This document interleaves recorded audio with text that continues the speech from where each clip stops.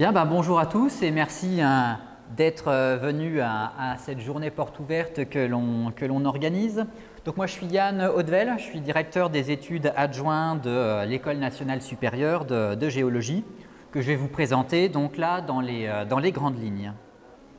Donc l'ENSG, c'est une école d'ingénieurs qui est centenaire, même plus que centenaire puisqu'elle a été créée en 1908, donc en Lorraine, pour des problématiques qui étaient au départ des problématiques minières. En fait, on avait des mines de charbon en Allemagne et on voulait également des mines de charbon en Lorraine. Et donc, comme il y avait une problématique minière, eh bien, il fallait des ingénieurs géologues pour répondre à cette problématique.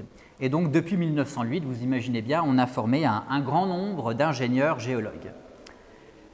L'École nationale supérieure de géologie, c'est une école d'ingénieurs qui est sous l'égide du ministère de l'enseignement supérieur et de la recherche et qui s'inscrit dans une université qui est donc l'université de Lorraine. Elle est associée à un réseau d'écoles d'ingénieurs qui est le réseau Lorraine INP et c'est également une école d'ingénieurs qui s'inscrit dans l'Institut Mines Télécom, l'IMT Grand Est. On a à peu près une centaine d'élèves par promotion, un peu moins en première année et puis un peu plus à partir de la deuxième année.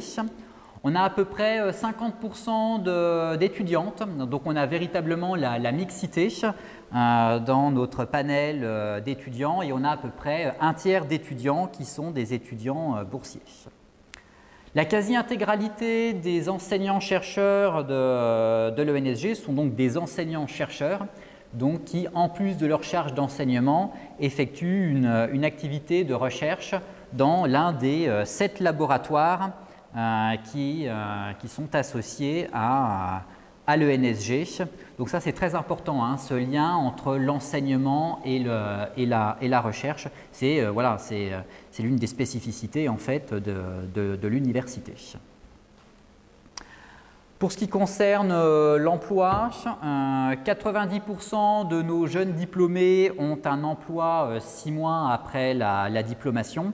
Et en fait, dans les 10% qui restent, c'est en grande majorité, des étudiants qui sont en poursuite d'études, généralement donc en thèse ou qui font des masters.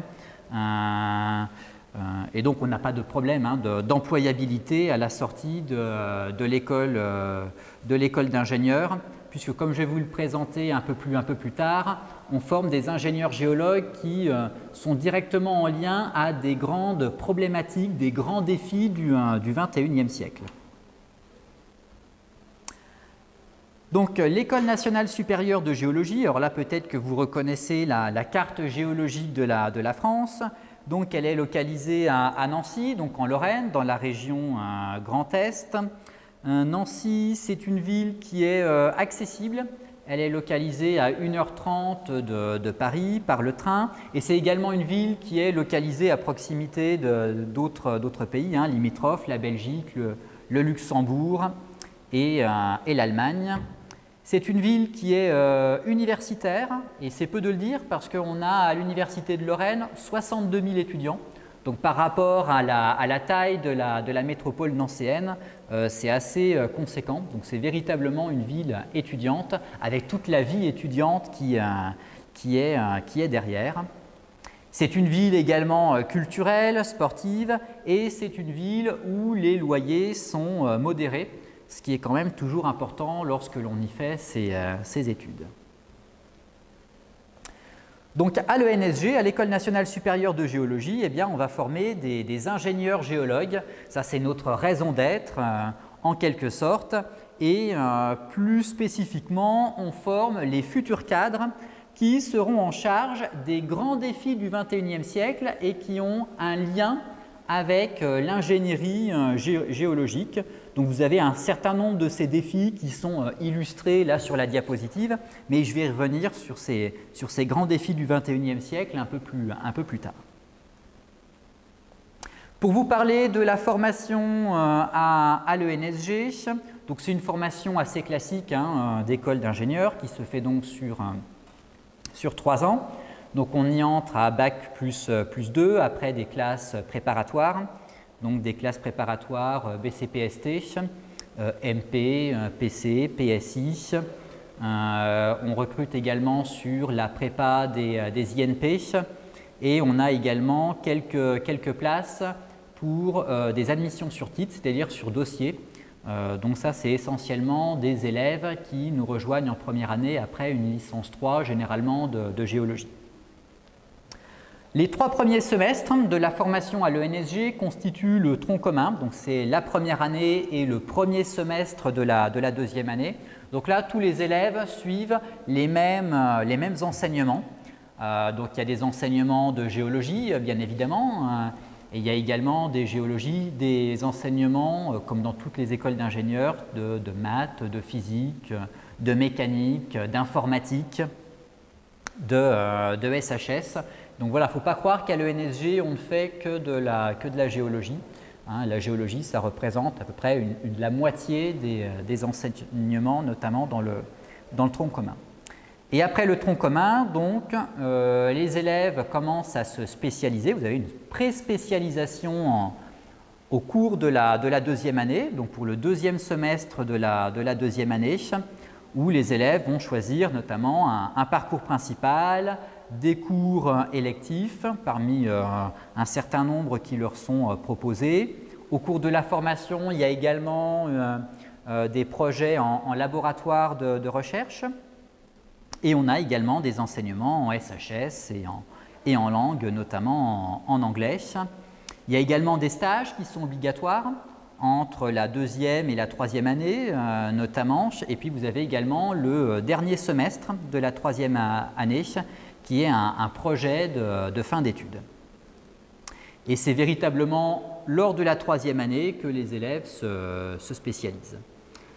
Les élèves ont également la possibilité d'effectuer une année césure, généralement entre la deuxième et la troisième année, pour mener à bien un projet personnel qui leur tient à cœur.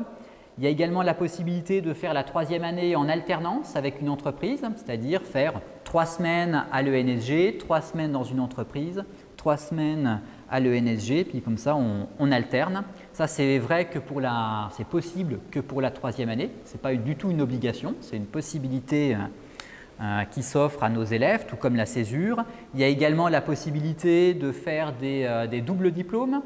Donc généralement, ça va être des doubles diplômes d'ingénieur. Donc vous passez 2 années à l'ENSG, puis 2 années dans une autre école d'ingénieur. Donc vous avez une formation sur 4 ans, pas sur 3 ans, mais sur 4 ans, mais vous avez 2 diplômes d'ingénieur. Et il y a également la possibilité d'effectuer des échanges académiques. Donc vous allez effectuer un semestre dans une autre université qui est en France ou à l'étranger.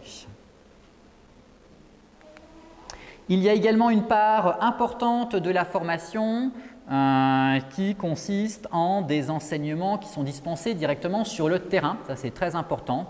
On y tient beaucoup. La géologie, c'est une science naturelle et donc elle s'apprend au moins en partie sur le terrain, dans la nature. C'est véritablement des enseignements qui sont très importants puisque là, les étudiants ont la possibilité d'étudier des objets naturels et de les observer directement donc, dans la nature. Donc ces objets naturels qui sont souvent bien complexes, ça permet aux étudiants de toucher du doigt la complexité de ces objets naturels. Je vous parlais des spécialisations. On a donc 6 spécialisations à l'ENSG. Une spécialisation qui va tourner autour des matières premières minérales. Une spécialisation qui va s'intéresser aux sources d'énergie, la géologie des énergies. Une autre spécialisation pour tout ce qui touche aux réservoirs, donc ces roches qui sont susceptibles de permettre de stocker des fluides, de l'énergie. On a également une spécialisation sur la géologie numérique, une spécialisation sur la géotechnique et sur la gestion de l'eau et de l'environnement. Et donc en fait, pourquoi ces 6 spécialisations? En fait, ces 6 spécialisations, elles sont calquées sur un certain nombre de grands défis du XXIe siècle, dont on parle beaucoup actuellement. Et ce sont des défis pour lesquels les ingénieurs géologues sont véritablement en première ligne. Alors, ces défis du XXIe siècle, quels sont-ils? Vous avez par exemple le défi énergétique, on en parle beaucoup actuellement dans les médias. On vit dans un monde où on a besoin d'énergie, de trouver des sources d'énergie. Ces sources d'énergie, elles sont très diversifiées, il y en a un certain nombre. Alors, ça peut être les sources d'énergie conventionnelles, celles qu'on a depuis longtemps, le charbon, le gaz, le pétrole, tout ce qui est hydrocarbures. Mais ça va être également les sources d'énergie qui sont plus des sources d'énergie d'avenir. Là, par exemple, sur la diapositive est représentée la géothermie, donc l'utilisation de la chaleur en profondeur. Bien évidemment, on ne fait pas de géothermie sans faire de la géologie, hein. C'est absolument indispensable. Et là aussi, on touche cette notion de réservoir. Donc ces couches géologiques profondes dans lesquelles on est susceptible de stocker de l'énergie. Autre grand défi du XXIe siècle, le défi des ressources minérales. Là aussi, on vit dans un monde où on a besoin de ces ressources minérales. On a tous par exemple un smartphone. Dans les smartphones, il y a un certain nombre de métaux qui sont particulièrement rares, qu'il faut donc aller chercher, il faut faire de l'exploration. Et ça, c'est justement l'un des objectifs de l'ingénieur géologue, aller rechercher ces ressources minérales. Et puis l'ingénieur géologue, il va être également en première ligne, pas seulement dans l'exploration, mais il va être en première ligne dans tout ce qui est exploitation des mines et des carrières. Par exemple, pas très loin d'ici, on a une usine pilote où les élèves de l'ENSG apprennent tous les rudiments pour exploiter les mines et les carrières. Il y a également toute la dimension environnementale qu'il y a derrière l'exploitation des mines et des carrières, notamment toutes les problématiques de recyclage ou de réhabilitation des mines et des carrières pour les faire retourner à la nature. Toujours associé à ce défi des ressources minérales, là c'était les ressources minérales que l'on va aller chercher sur notre planète, hein, sur Terre, c'est ce que l'on fait actuellement. Il faut penser au futur et peut-être que dans le futur on ira rechercher ces ressources minérales sur des objets extraterrestres. Donc ça c'est pas pour aujourd'hui, c'est pas pour demain non plus, c'est plutôt pour après-demain, mais il n'empêche que ça se prépare aujourd'hui et là aussi ça nécessite d'avoir des connaissances, des compétences d'ingénieurs géologues, de connaître les objets extraterrestres et il y a la possibilité pour nos étudiants de faire une spécialisation. Alors c'est plus exactement c'est un master Terre et Planète qui contient notamment des enseignements de planétologie, de cosmochimie qui peuvent être utiles pour ce genre de problématiques-là. Et donc associé à l'ENSG, il y a un laboratoire qui s'appelle le CRPG, qui est l'un des laboratoires les plus en pointe dans le monde sur ces thématiques-là de planétologie, de cosmochimie. Autre grand défi du XXIe siècle, le défi de la géotechnique, du génie civil. On vit dans un monde là aussi où on construit en permanence des ouvrages d'art, des tunnels, des barrages, des grands bâtiments, des réseaux routiers. Et là aussi, il est absolument nécessaire d'avoir des connaissances sur le sous-sol, dans lequel on va construire ces ouvrages d'art. Donc là aussi, l'ingénieur géologue, il va être en première ligne avec également toute cette dimension d'aménagement du territoire, de gestion des risques notamment géologiques, les tremblements de terre, les séismes, les risques volcaniques, les risques d'inondation. Voilà, ça c'est important de les prendre en compte. Et l'ingénieur géologue, justement, il est formé à ces différents risques-là. Autre grand défi du XXIe siècle, dans lesquels l'ingénieur géologue est aussi en première ligne, le défi des ressources en eau. C'est important d'apporter de l'eau potable aux différentes populations. Donc l'eau, ça se retrouve dans les environnements de surface, dans les réseaux hydrographiques, mais l'eau, ça se trouve également dans les aquifères, donc en couches géologiques relativement profondes, plus ou moins profondes. Et donc, c'est important que les ingénieurs géologues sachent appréhender donc, ce genre d'objets tels que les aquifères. Par exemple, également pour gérer des problématiques de pollution. Quand vous avez des pollutions de nappes phréatiques, c'est important de comprendre le fonctionnement de ces nappes phréatiques. Autre grand défi du XXIe siècle, le défi numérique. On vit dans un monde où il y a de plus en plus de numérique et c'est l'une des spécialités d'ailleurs de l'ENSG, c'est tout ce qui tourne autour de la géologie numérique, donc la conception de géomodèles, modélisés par ordinateur des grands objets naturels qui sont particulièrement complexes, en intégrant des notions d'intelligence artificielle, avec la conception de jumeaux numériques, donc d'objets naturels. Et on a donc toute une spécialité à Nancy en géologie numérique.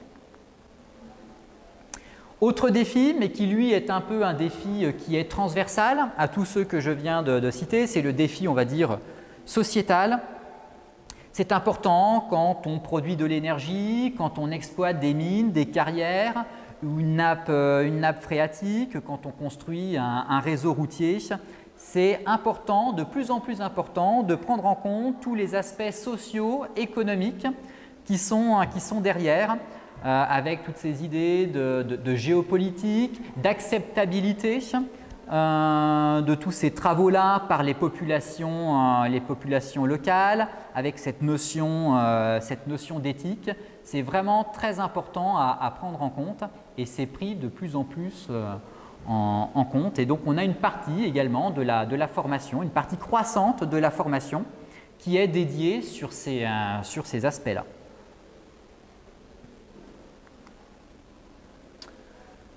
Là aussi, c'est assez classique pour les écoles d'ingénieurs. Quand on fait ses études à l'ENSG, il y a forcément une part de mobilité à l'international. Ça, c'est obligatoire pour toutes les écoles d'ingénieurs. Et donc, à l'ENSG, on a des collaborations avec un certain nombre d'universités à l'étranger qui vous sont représentées sur cette diapositive. Mais alors, ce n'est pas du tout exhaustif. Il y en a en réalité plus que ça, ce qui permet un certain confort pour nos étudiants pour aller à l'étranger. Donc cette mobilité, elle peut se faire soit sous la forme de stages, soit sous la forme d'un échange académique avec d'autres universités, ou ça peut également se faire lors de l'année de césure. On a également, comme je vous le disais, différentes possibilités de double diplôme. Donc faire des doubles diplômes avec d'autres écoles d'ingénieurs. Donc là, vous faites 2 années à l'ENSG et puis 2 autres années dans une autre école d'ingénieurs. Donc vous faites une formation sur 4 ans, non plus en 3 ans, mais sur 4 ans. Mais vous avez à la fin 2 diplômes d'ingénieurs. Et vous avez également la possibilité de faire des masters, des masters 2 lors de la 3e année à l'ENSG. Donc il y a quand même plusieurs choix, plusieurs possibilités, de nombreuses possibilités de parcours, de formation qui sont possibles à l'ENSG. En réalité, quand on regarde les diplômés, tous les ans, nos étudiants que l'on vient de diplômer, il n'y en a pas un qui a exactement le même parcours entre les parcours principaux, les cours électifs, les mobilités, les césures, l'alternance. Voilà. On a presque une personnalisation, presque à la carte, de la formation pour chaque élève. Les métiers, bien évidemment, c'est important. Quand on fait des études, c'est quand même pour avoir un job après. Donc les métiers d'ingénieur géologue, eh bien, il y en a un certain nombre. Alors bien évidemment, c'est essentiellement des métiers liés à l'ingénierie, à la géologie, bien évidemment. Donc là aussi, il y en a un certain nombre qui sont listés, mais ce n'est pas du tout exhaustif. En réalité, il y en a bien plus que ça. Et on peut également avoir des débouchés en dehors de l'ingénierie et de la géologie. Hein. Alors là, il y a une petite anecdote d'actualité. Vous avez certainement entendu parler de la réforme des retraites. Et jeudi dernier, il y a l'intersyndicale qui a envoyé une lettre au président de la République.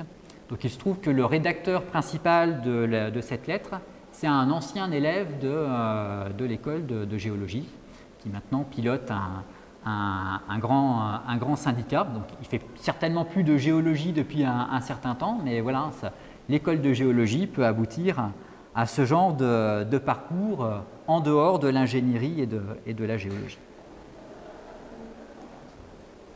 Bien évidemment, comme on est une école centenaire, on a formé un grand nombre d'étudiants qui se retrouvent maintenant dans un grand nombre d'entreprises, ce qui nous a permis à l'ENSG de développer un important réseau d'entreprises avec de nombreux partenaires industriels. Alors ça va de la grande entreprise à l'entreprise de taille moyenne, parfois à des petites entreprises. On a même certains anciens étudiants qui ont créé des startups. Donc voilà, il y a vraiment un grand panel d'entreprises possibles, plus ou moins liées à l'ingénierie géologique et qui sont donc dans le réseau de partenaires industriels de l'école de géologie. Ce qui est bien utile à nos élèves pour leur trouver des stages. Et on a également une association des anciens élèves qui est très active et qui est toujours prête à aider nos étudiants. Donc voilà, je vous remercie d'avoir écouté cette présentation et si vous avez des questions, eh bien, j'y répondrai avec grand plaisir.